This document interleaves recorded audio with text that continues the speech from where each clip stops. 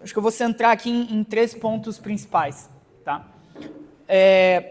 O primeiro deles passa por elementos que envolvem o tema da previdência pública aqui em Joinville e que se projetam para o Estado e para a União.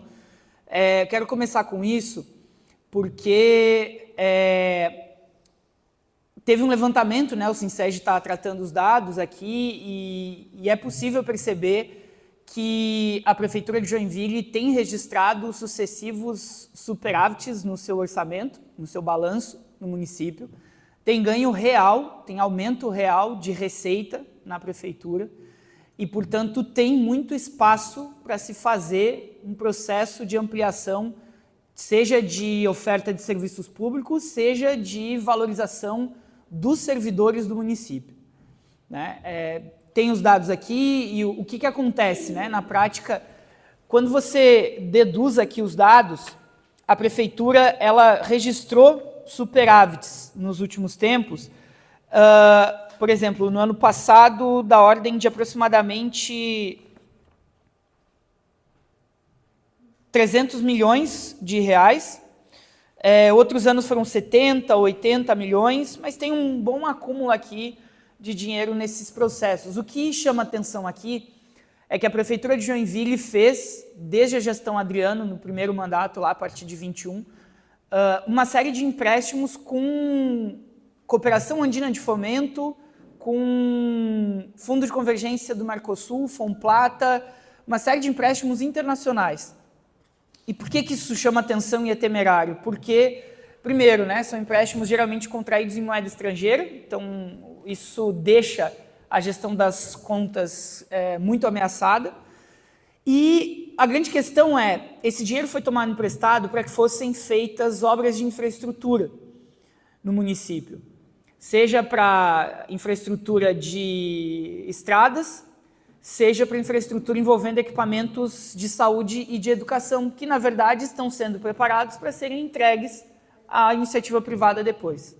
Então, essa tem sido a estratégia, e eu estou chamando a atenção disso e linkando, né, fazendo associação com o tema da Previdência, porque isso envolve a arrecadação, obviamente, do Caixa Previdenciário, mas envolve também uma conta que, no município, ela faz, sim, muito sentido, mas eu queria compartilhar com vocês que eu não acho a melhor forma de fazer a conta, que a conta direta entre a quantidade de gente nativa e a quantidade de gente pensionista ou aposentado. Né?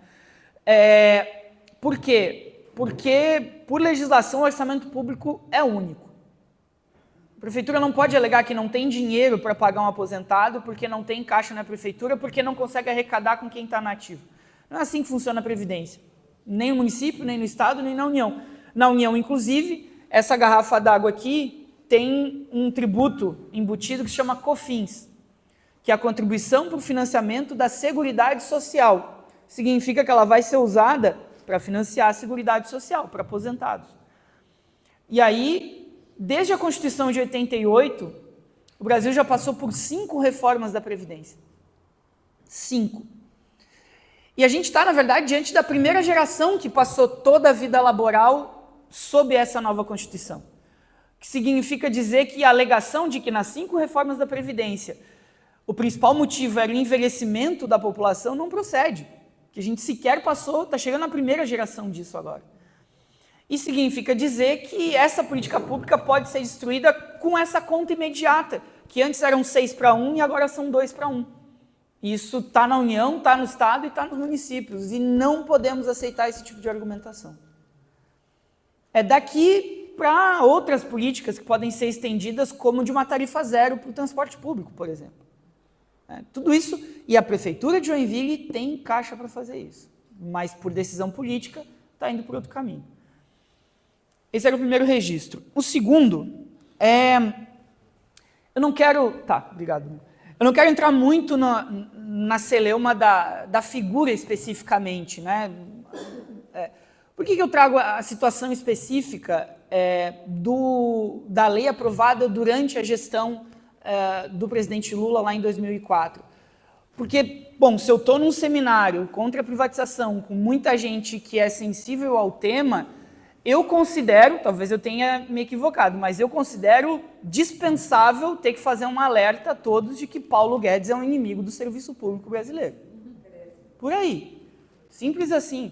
Agora, sobre quem muitas vezes nós depositamos esperança de que pudesse estar do nosso lado e nos apresenta sucessivas frustrações, é daí que a gente precisa cobrar de um lado e tomar consciência de outro, para construir um processo que não dependa única e exclusivamente de uma figura, e sim do acúmulo, do histórico de lutas da classe trabalhadora organizada, processo que possa avançar e possa superar essa condição.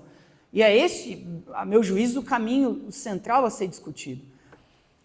E digo isso por quê? Porque me chamou a atenção uma fala aqui, eu não sei se exatamente foi esse o sentido, né, mas eu anotei uma frase do Reinaldo em que ele disse assim: quem deveria nos representar não fez o dever de casa. Eu não sei se foi exatamente nessa direção, tá, Reinaldo, mas eu vou tomar por presunção que isso possa se remeter, por exemplo, a deputados, senadores, não exatamente a figura da presidência ou de chefe de executivo. Mas, tomando por base isso, eu diria, eles fizeram precisamente o dever de casa, porque eles fizeram exatamente o que eles estão lá para fazer, que é atuar contra os trabalhadores em favor do capital, e não garantir o acesso a serviços públicos. Mas estou dizendo isso por quê, especificamente? Porque, quando esse processo está traçado, a gente entra num debate sobre lutas que podem ser por dentro ou não da institucionalidade, né? E a Francine levantou aqui pontos que envolvem a necessidade da organização permanente da classe trabalhadora e uma lição muito expressiva que é a seguinte: a saída para o que a gente está vivendo, a saída para todos os ataques que estão se projetando sobre os trabalhadores, só pode ser fruto da organização e da luta dos trabalhadores. Isso não significa que a gente despreze essas lutas institucionais. Agora, eu acho que a gente vem num acumulado de décadas aqui, principalmente depois da redemocratização no Brasil, em que nós projetamos muita expectativa sobre essa institucionalidade e as suas formas de organização, para que ela pudesse nos render conquistas históricas que nós não obtivemos até então. E, nesse sentido,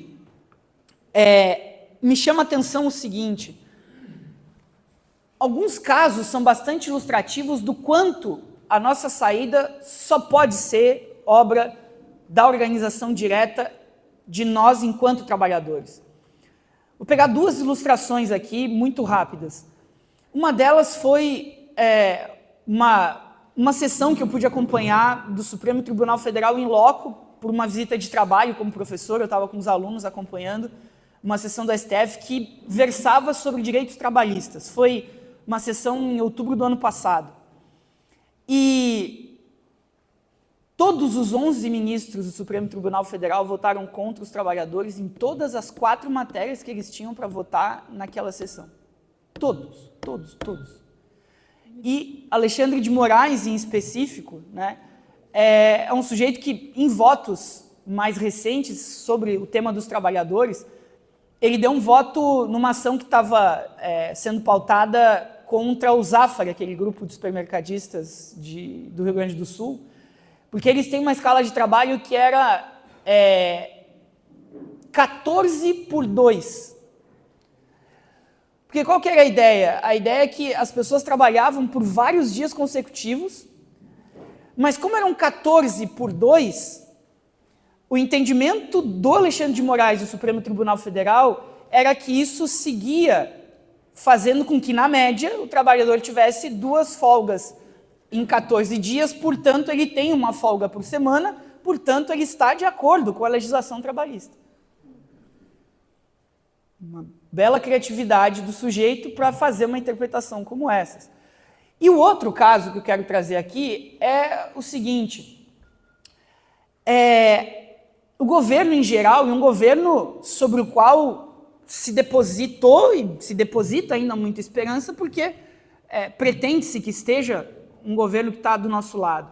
Mas me chama muito a atenção, por exemplo, o quanto em várias situações ao longo desses últimos 4 anos, apareceram momentos em que a base em geral da classe trabalhadora, indignada e percebendo o caos, né, em que está metida, estava ávida por um simples chamado, um simples movimento que a colocasse na luta para que ela se organizasse.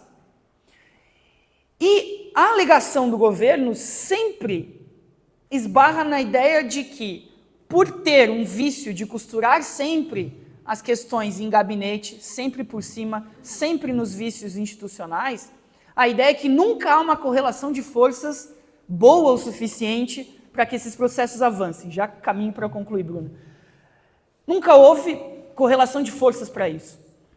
E a única, ou vamos lá, vamos ser benevolentes aqui, as 2 únicas pautas em que o governo federal resolveu colocar os seus próprios porta-vozes, inclusive a Secretaria de Comunicação do governo federal, para disputar de fato uma agenda publicamente no Brasil, estão se revertendo em 2 vitórias para os trabalhadores, com muitas imperfeições, com muitas dificuldades, mas estão se revertendo em 2 vitórias para os trabalhadores. A isenção do imposto de renda até R$5.000, que na prática é uma atualização da tabela do imposto de renda, precisaremos de muito mais do que isso, mas é uma conquista, e a PEC pelo fim da escala 6x1. Porque você abre a rede social, tem material do governo aqui engajando a população.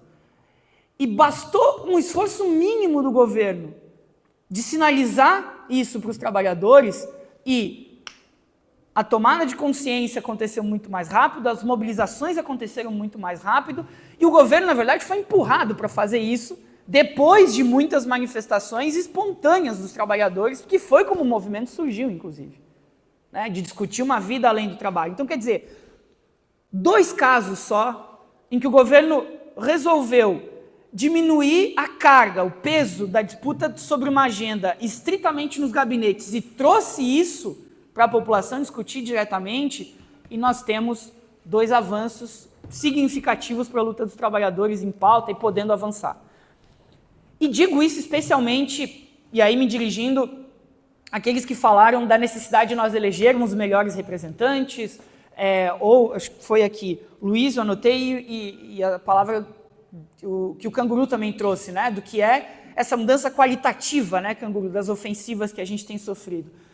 E eu acho que elas são muito didáticas para os trabalhadores para dizer o seguinte: se a burguesia, que é a burguesia, que é a fiel depositária deste regime de governo, deste sistema político, dessa organização, se eles estão rifando a ordem institucional que eles mesmos criaram para servir a eles mesmos, não somos nós que temos que fazer defesa dessa ordem institucional que não nos serve.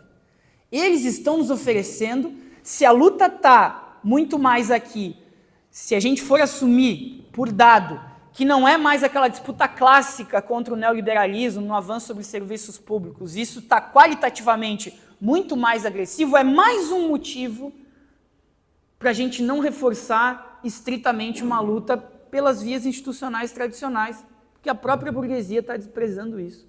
Se eles estão jogando isso fora, a nossa organização tem que ser diretamente com os trabalhadores. E aí, para fechar, em algo que a Francine também trouxe, né? A trajetória de vitória que o Edson, a Francine também apresentou aqui, que foi muito importante da mobilização da Companhia Águas de Joinville, vejam, ela obviamente vai envolver audiências públicas na Câmara Municipal, ela vai envolver as lutas em frente aos tribunais, como chamado a luta em frente ao TRT, que foi feito aqui também, mas trabalho do dia a dia, na conscientização, nos bairros, junto aos moradores, trabalhando junto a essa população e tendo um diálogo diretamente entre trabalhadores de forma organizada, é o nosso único caminho para os trabalhadores poderem lutar contra esse processo. E os meios tradicionais da classe trabalhadora, sindicatos, partidos e organizações políticas, movimentos estudantis e movimentos sociais, são estes os instrumentos históricos e eficientes de luta dos trabalhadores, desde que não atrelados estritamente a projetos pessoais, eleitorais e de curto prazo ou de curto alcance, desde que identificados com as bandeiras e as agendas históricas dos trabalhadores. Não tenho dúvidas de que esse é o caminho para a gente fazer essa luta contra as privatizações, em Joinville, em Santa Catarina, no Brasil e no mundo. É isso, gente. Obrigado.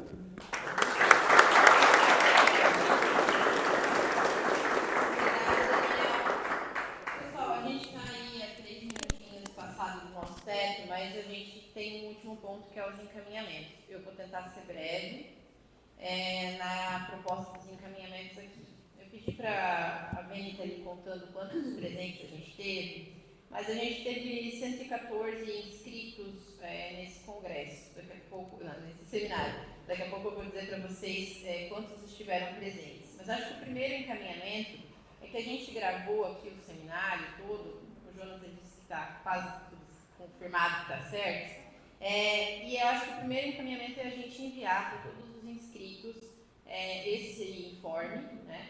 Porque acho que todo mundo aqui que ficou até agora está convicto da qualidade, né? da grande vitória que foi essa atividade, da presença do Daniel aqui, de todas as falas, de todo mundo que contribuiu, das diversas entidades e setores da nossa categoria que contribuíram. Então, o primeiro encaminhamento é o envio da gravação desse seminário para os inscritos e o convite para participar de uma proposta que a gente está fazendo aqui, de criação de um comitê contra a privatização, um comitê permanente, né, que teria uma lista de transmissão, então todos os inscritos seriam convidados, e todos vocês aqui presentes, né, são convidados a estar numa lista de transmissão, onde a gente enviaria um boletim periódico com as ações, com as questões que estão aqui sendo privatizadas, terceirizadas, as que chegarem novas notícias, né, porque a gente sabe que a sanha por privatizar não vai parar, então tudo que a gente já está combatendo e as novas terceirizações e privatizações que virão, daí aberta a contribuição de outras pessoas, né, então o pessoal que está no comitê sabe de uma terceirização, entra em contato e fala, precisamos noticiar e divulgar em relação a isso. A constituição de um abaixo-assinado que abarque, né, a questão da PPP da Vertente Leste, que ainda da Companhia Água de Joinville, que ainda está em fase de implementação, então que a gente ainda tem como combater, os CIs, né, que já estão terceirizados em Joinville, e a estadualização do Hospital São José, principalmente. Um ato na Praça da Bandeira no dia 7 de julho para combater a estadualização do Hospital São José e todas as outras privatizações que a gente está trazendo. Então, ali contempla um pouco a proposta da Lari, né, de ter uma coisa mais aprofundada, mas a gente ainda pode pensar numa atividade de formação também, mas nesse ato acho que a gente poderia reforçar, né, todos os argumentos, inclusive dialogar com a população ali do terminal sobre isso. Então, a construção desse ato até lá. Um calendário de panfletagem nos bairros onde a PPP da Vertente Leste atinge, então, né, os bairros onde vai ser implementado, explicando para aquela população que agora vai ter esgoto ali, mas que vai ser mais caro, que vai ter todos os problemas que o Edson já colocou. Então, panfletar nesses bairros principalmente. E nas portas dos CIs que já estão terceirizados, né, tentando dialogar com esses trabalhadores e com aqueles pais, né, que aquela escola, apesar de aparecer lá na lista da prefeitura como uma escola pública, ela é uma escola terceirizada, onde os trabalhadores já não são mais servidores públicos, já ganham menos e tudo mais. Reuniões nos bairros, então aqui a gente tem a representação do maravilhoso bairro de Mar Garcia, o Soviet de Joinville, né, que eu sou fã. Mas a gente vai precisar buscar outros bairros também para fazer reuniões. Então, se a Chica e o seu Reinaldo quiserem chamar uma reunião lá na Ambag para a gente discutir, a gente pode replicar esse seminário, o conteúdo desse seminário lá, carro de som nas ruas, outdoors para dialogar com a população sobre a questão da terceirização, a estadualização do Hospital São José, né? Então, convido também os outros sindicatos a contribuírem e tal, mas é um encaminhamento que já está aprovado na direção do SINSEG, da gente financiar esses outdoors, né? Se os donos dos outdoors quiserem fazer, né? Porque sempre tem esse problema. E a constituição de uma comissão aqui, né, entre todas as entidades presentes e tal, para a gente realizar um seminário estadual contra a privatização, né? Então, com a força da FETRAN, do Sind de Saúde, do Sintrazen, do Sincep, né, dos partidos aqui presentes, né, para ajudar a gente a construir uma comissão, um seminário estadual contra a privatização. Então, esses são os encaminhamentos. Eu acho que a gente vota esses encaminhamentos. Vamos votar tudo junto, né? E a moção contra a estadualização do Hospital São José, tudo junto, até porque a gente tem aqui um avançar das horas e também bastante pessoas que já saíram, né, do plenário. Então, votando tudo junto, os encaminhamentos. Alguém tem alguma outra proposta de encaminhamento? Tem alguma divergência dos encaminhamentos propostos? O bom quando avança da hora é que ninguém quer divergir de nada, né? Todo mundo querendo ir para casa. Então, tá. Então, fala. Total apoio à organização, enfim, eu só não posso votar pela participação deles, eu tenho que levar para a direção. Mas a solidariedade, contra a privatização e tal, e até enquanto o pessoal é mais tranquilo também. Tá. Só enquanto se trazer dele, tem que levar lá. Certo, companheiro, certo. Uhum. Então, em regime de votação, os presentes favoráveis a esses encaminhamentos propostos, por favor, levantem a mão.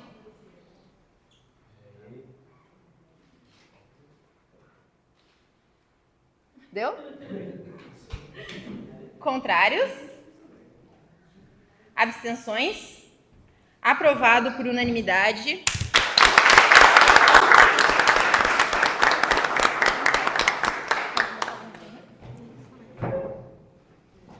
Então, gente, novamente, né, agradecer a cada participação e a gente entende que tem gente aqui que não está só como pessoa, né, que está representando assim um grande grupo, né, todo o município de servidores, né, Lu, tá aqui a Lu que representa aí os servidores de Jaraguá e região, né, só para citar o exemplo, né, todo um bairro, né, toda uma categoria, todo um estado, né, Sueli?